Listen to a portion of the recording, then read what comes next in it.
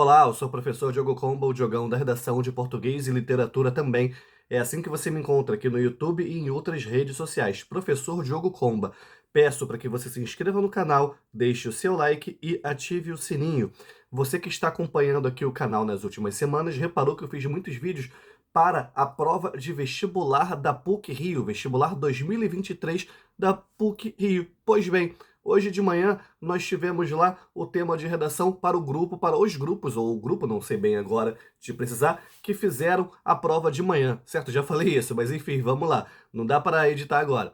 Eu vou falar qual foi esse tema e vou comentar esse tema, vou comentar o que poderia ser escrito, o que poderia ser colocado, que te daria uma boa nota lá. Pois bem, o tema foi Povos originários das Américas, suas concepções sobre os povos originários das Américas. Foi isso que os meus alunos me passaram lá através das minhas outras redes sociais. E eu já faço aqui uma espécie de ressalva. Primeiro, que eu não vi a prova, certo? Não vi os textos de apoio. Estou me baseando no que as pessoas me disseram. Depois, quando eu ler a prova, quando eu tiver acesso a essa prova, eu te falo melhor o que eu achei, comento os textos de apoio, tudo isso, certo? Primeiramente, né? Você já deve estar pensando, pô, Diogo, foge muito ao que a PUC costuma cobrar, né? A PUC tem um viés mais sentimental, mais subjetivo. Primeiramente, depende. A gente já teve recentemente a prova da PUC, eu sempre comento aqui, cujo tema era suas concepções sobre o Brasil atual. A gente já teve prova da PUC também, em que você devia falar sobre mulheres de relevância para a sociedade. E se você é um telespectador ou telespectadora assídua do canal, você deve ter visto que a PUC do Paraná tem muitos temas com essa carga mais objetiva, digamos assim, certo? Então vamos procurar nos desvencilhar disso, que a PUC é mais subjetiva, esse tipo de coisa, beleza? E olha só isso. Veja bem o que diz lá o tema, suas concepções sobre os povos originários das Américas. Américas vem a ser o quê? América do Sul, América Central e América do Norte. Não bastava, por exemplo, então, você falar apenas sobre o Brasil, certo? Muito provavelmente, se você falasse apenas sobre o caso brasileiro, que muita gente vai acabar falando, a sua nota não será das melhores. Vou até te falar o que eu fiz recentemente em sala de aula. Eu peguei cada um dos estilos de época, começando lá no quintismo, barroco, arcadismo, comentava sobre esses estilos de época, relacionava os modelos de redação que a gente tem, seja da PUC, da UERJ e do Enem, e falava que tipo de tema poderia cair de acordo com o estilo de época. Você vai entender melhor isso já já, certo? Por exemplo, quando eu chegava lá no romantismo. Quando a gente chega no romantismo, a gente fala da primeira geração romântica. A primeira geração romântica nacionalista, indianista, que via na figura do índio como um verdadeiro herói nacional. Diante disso, a gente tinha a figura de Iracema, a Virgem dos Lábios de Mel, aquele livro gostoso de ler, que parece inclusive prosa poética, e tinha também o Guarani.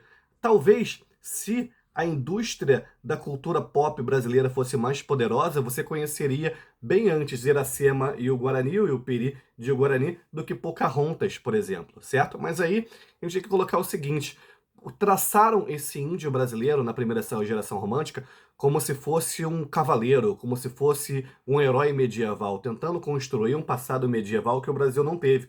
Um passado medieval tal qual o retratado em Tristão e Isolda, tal qual o retratado na Demanda do Santo Graal. Era um índio totalmente irreal, certo? O que que acontece? Uma atitude muito nobre tratar o índio dessa maneira, traçar o índio desse modo, mas acabava muitas vezes parecendo meio que uma alienação, correto? Não botava, por exemplo, os reais problemas que o indígena brasileiro passava naquele momento, certo? Ou seja, vamos lá, a primeira geração romântica poderia servir como repertório, você poderia colocar lá no seu primeiro parágrafo como repertório, certo? No seu parágrafo de introdução.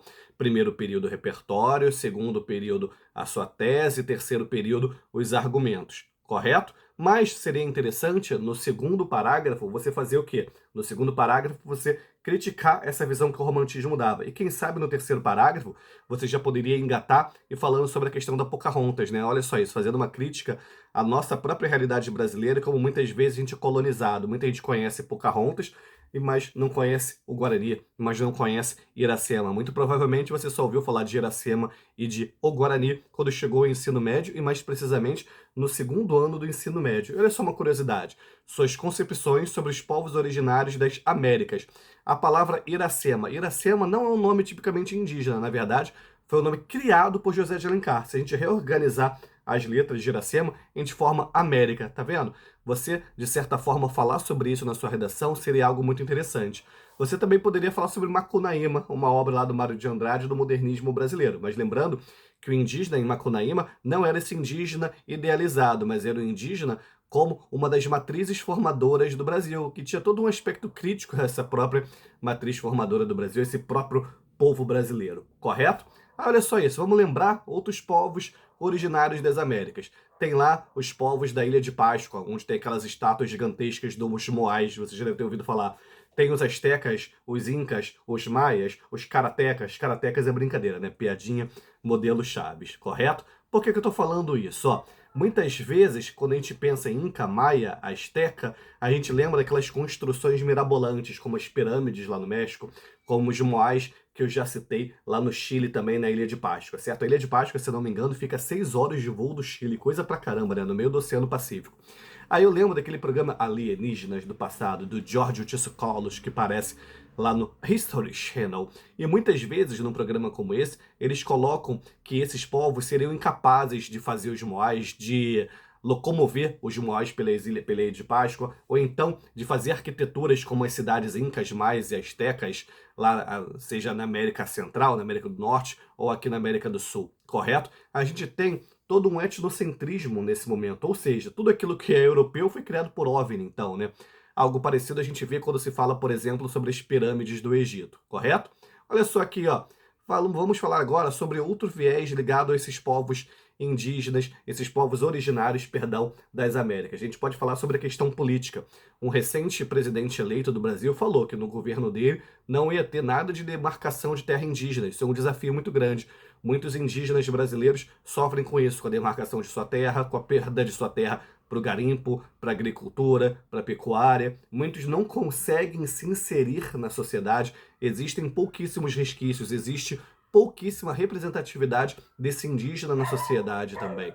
Mas a gente vê impactos da cultura indígena na nossa até hoje, como em questões simples, como o hábito de tomar banho diariamente, como o costume de fazer lá o dito churrasco, certo? Continuando, né, a questão da economia.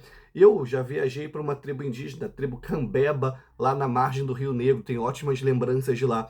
E a gente repara como que mesmo numa comunidade pequena ali, já tem toda uma economia se formando. É um indígena que muitas vezes não vai depender apenas da caça e da pesca para sobreviver. O que esse indígena faz? Também vai vender artesanato, também vai ter um pequeno comércio, também vai ter lá um restaurante onde ele trabalha, também vai ter uma pousada, tá vendo? Como vão surgindo novos modelos econômicos nessas comunidades também, chamado ecoturismo, acaba favorecendo muito uma questão como essa. Eu te acabei de falar de representatividade. Olha só, quando a gente fala da representatividade do indígena, a gente tem que tomar cuidado, porque em alguns momentos aquilo que pode parecer exaltação dessa cultura indígena é uma estereotipação danada, é uma estereotipação como na música da Xuxa, índio, fazer barulho, índio, quer ser orgulho.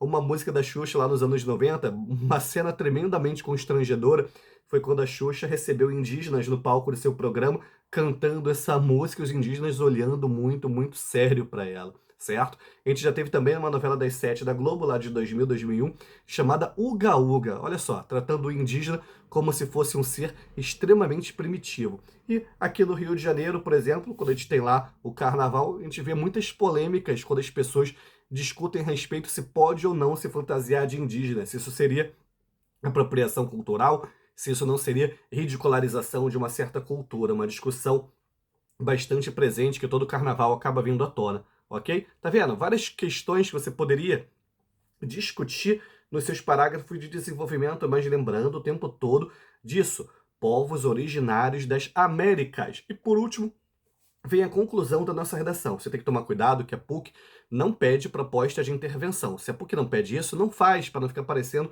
que você está mais uma vez lá na redação do Enem. Você procura fazer o quê? Você procura retomar a sua tese. Se a gente teve lá o movimento da primeira geração romântica que colocava o indígena como que como herói nacional, como é o indígena, por exemplo, na nossa literatura hoje? Como é o indígena, por exemplo, representado na mídia hoje? Será que existem muitas representações?